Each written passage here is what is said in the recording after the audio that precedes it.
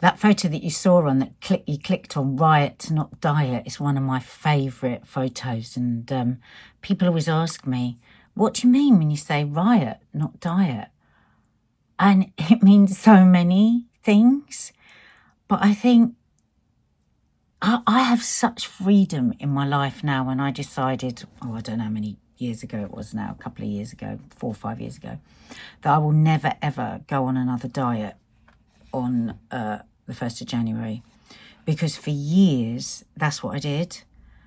And I think we're coming up soon, aren't we, to the date when everybody gives up their New Year's resolutions.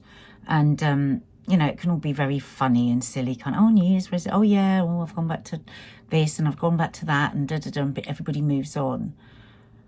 But actually, it was always more serious than that for me, because I would start on myself November, starting saying, okay, right, I'm just going to start eating whatever I want. And then January, you know, 1st of January, oh my God, everything's being thrown out. I am going full on diet. I'm going to lose 2 stone by the end of January. And then come the summer, I'll have the body I've always dreamt of. Over and over and over and over again for years. Believing any new diet that came along, like Dr. Do Can, I always say Dr. Do Can't. Most fucking miserable period of my life was the Dr. Do Can't. Atkins. Oh, well, I've told lots of you this before. I was on the Atkins, or was it the Dr. Do Can't? I can't remember. And I kept dreaming that my duvet was naan bread. You can't live life with no bread. Anyway, so, you know, every January be something new, the Californian diet, the this, the that. And each time I failed, inverted commas, each time I failed, I would,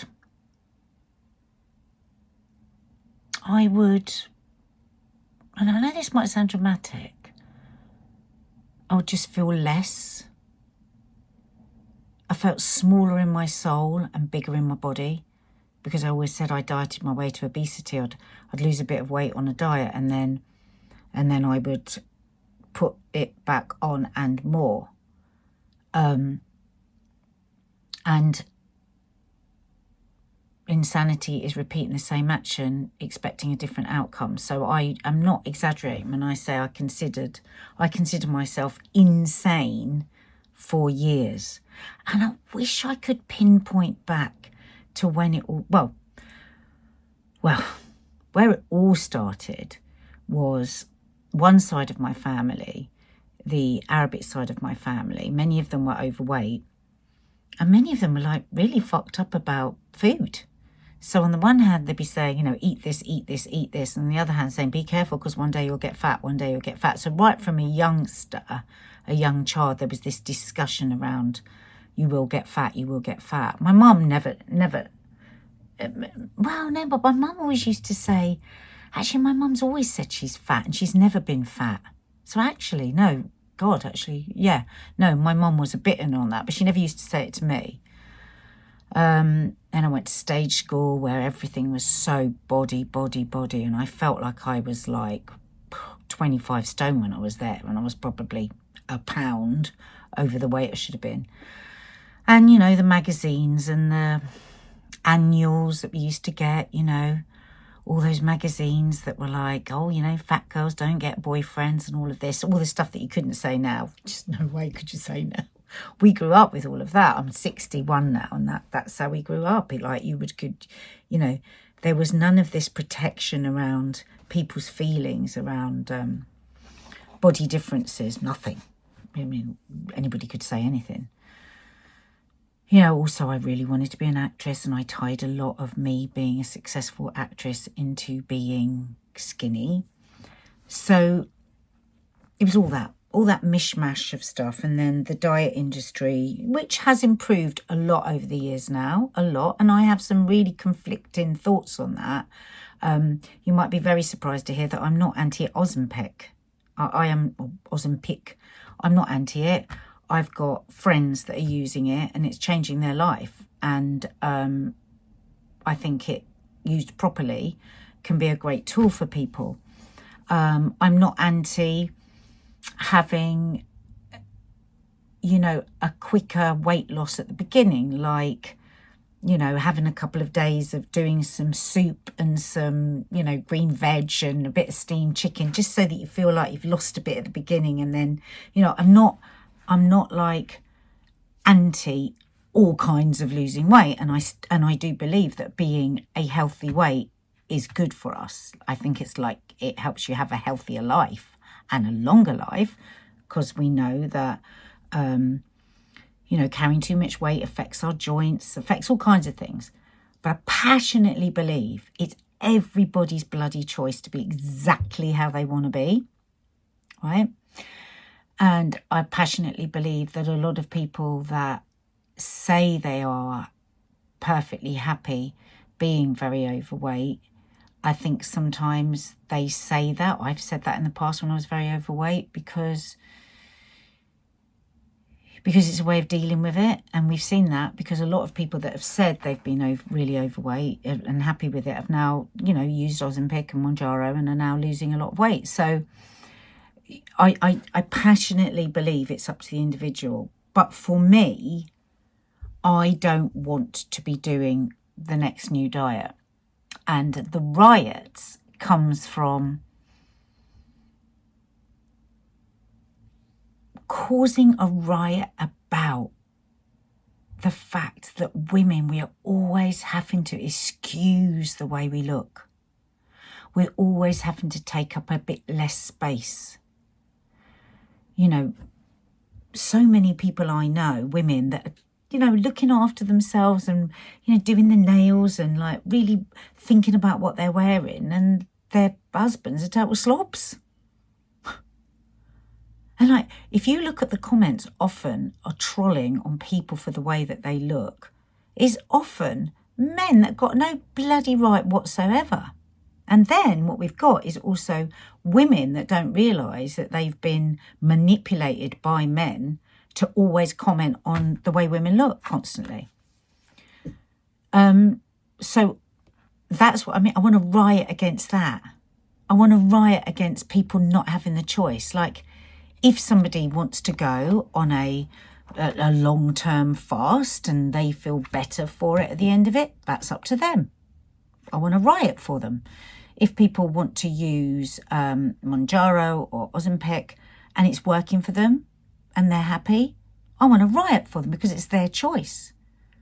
You know, and if somebody, even though I do believe that living with obesity is not good for your health, but if that's what a person wants to do, I want to riot for them as well.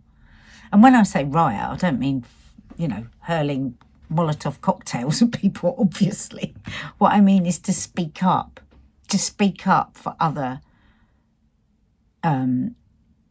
women and men, I suppose. And I really, really think that so many people still have no fucking idea how hard it is to lose weight.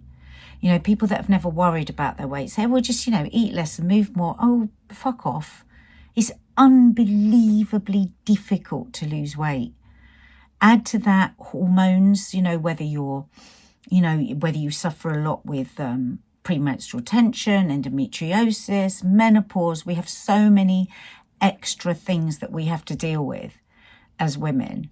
And my God, all of us know that when you go into menopause, Jesus Christ, you know, the old days when you'd be able to go on a bit of a diet for 7 days and, like, you know, drop 3 or 4 pounds so you could fit in your dress, that goes right out the window. I had big shifts in me. I used to go to Overeaters Anonymous, and I learned that that is very, very difficult, because if somebody's using drink or drugs to deal with their emotions, they abstain completely. So, you know, if you have 1 glass of wine, you're probably going to end up having 6. But if you've used food as a comfort, it's so much more difficult, because you have to still eat, right? So, you know, when I'm having a jacket potato, chicken and veg, actually I want another jacket potato and another jacket potato and another jacket. You see, it's a lot harder. My husband, who's an alcoholic, 21 years sober, will never touch a drop of alcohol because he'll know he'll have to have 5,000 drops of alcohol. So I've used all kinds of different ways of understanding the way that my brain works, starting with Overeaters Anonymous, that I went to regularly for a number of years, which taught me about my psychology around food and using it as a way of dealing with anxiety or unhappiness. I would turn to food.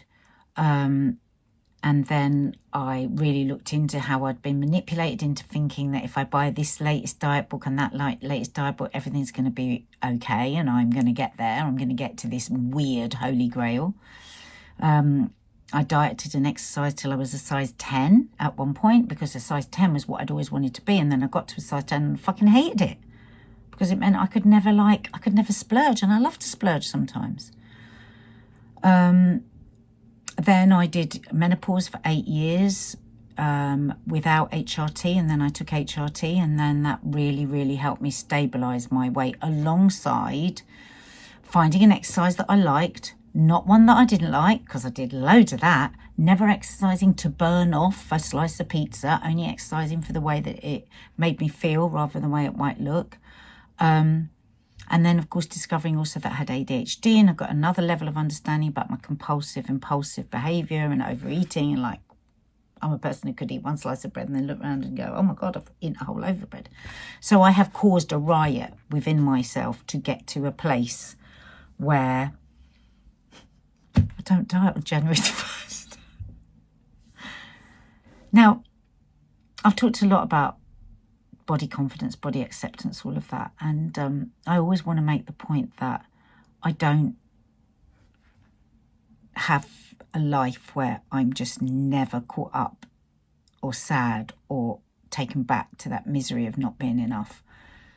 Just this morning, I got out of the shower and I caught sight of myself in the mirror, and I was like, fucking hell, you look so old and saggy.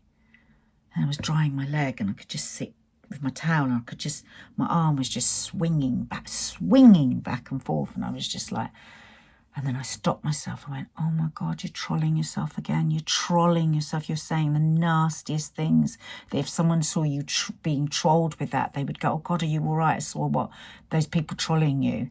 And I'm doing it in my own bathroom. And that's what I do. When the nasty voices come in, I pull myself back. I find gratitude for my body that serves me so well. I find sadness in, friends that I've lost that aren't even lucky enough to be here and be this age. And I use so many different things to be able to silence the trolls. I know that I'm lucky. I know that I've got a man that loves me and is kind to me. And so I never underestimate the power of that, because all very well me sitting here saying this, but I've got a man that loves me and tells me I'm beautiful. But that's not enough. I have to be really kind to me as well. And the only New Year's resolution I made this year was just be kinder to me. I know I'm kind to others, but I just want to be fucking nicer to myself. Take the time to grind the dry skin off your heels. Slap on some body lotion, do your roots. I got up this morning, did my roots, because they were up to here, and every day I was looking at them going, I hate my roots, and just little steps of being kinder to me. And rioting for me and for my fellow self-body shaming people, because yes, it's bad when other people shame you, but it's not as bad as when you shame yourself. Oh, and every day I remind myself not to shame myself, to be kinder, to be a better friend, to hug myself sometimes when I don't want to reach out to someone else when I'm feeling low, or when I'm having those weak days where I'm just like, oh, fucking hell. Just standing back sometimes and going, who was it that decided what was the right body and the wrong body? And we've all just been so manipulated. So, yeah, Tell me your thoughts below. Are you dieting this January? Or are you rioting? Love you lots like jelly tots. Hit the subscribe button. See you soon.